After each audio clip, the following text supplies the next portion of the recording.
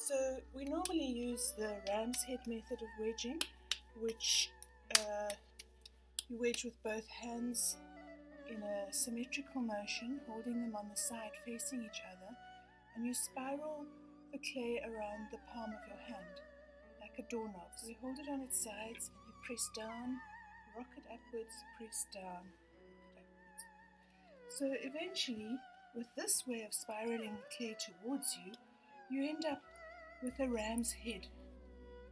So there's the two eyes and the nostrils and the horns. So every time you lift it up, it must look like this. And it's quite difficult to do this with a very big lump of clay. It can hurt your wrists.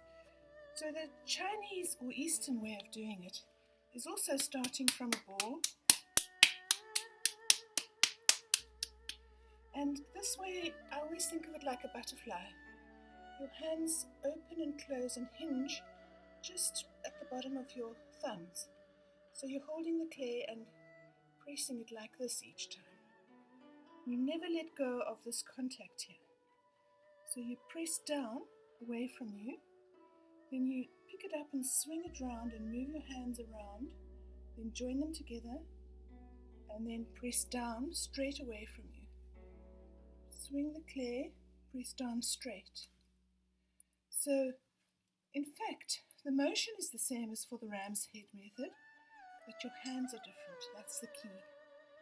And as you pick it up and swing it round and press down, just a little bit, don't press too much, otherwise you create a big wave of air in there.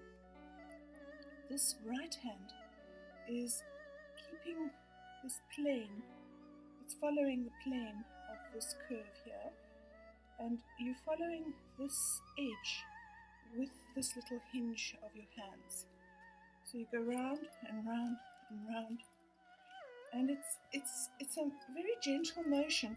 What's happening is that you're only wedging this little bit of clay, you're not wedging this here.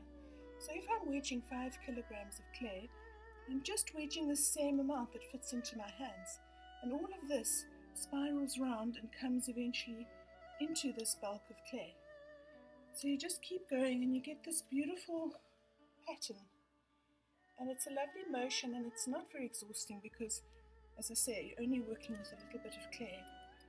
And normally you'll see little holes developing around this edge. This is where the air comes out, and this is where it homogenizes the clay and makes it all smooth. So you just keep going round. It takes a bit of practice. I know my mother was also a potter, and she used to spiral facing the other way, but for some reason this is the way it works for me. You just need to find the way that suits you.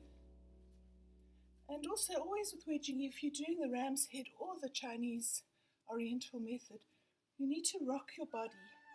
Keep one leg in front of the other so that you're moving the weight of your body through your arms, so that you're not just using your arms, because that can also be exhausting.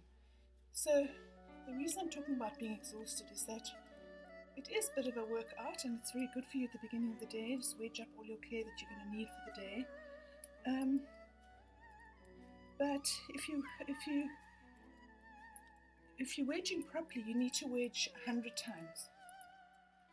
So when I start wedging, I start counting in my head when I'm not talking. 1, 2, 3, 4, and you get a kind of a rhythm going, and it's a good way to focus your mind. It's actually a form of meditation. Do you watch how this hand is sliding around, and this hand is guiding it up? So this is, the left hand is picking it up, and the right hand is pushing it down. Let me show you from this side. From this side,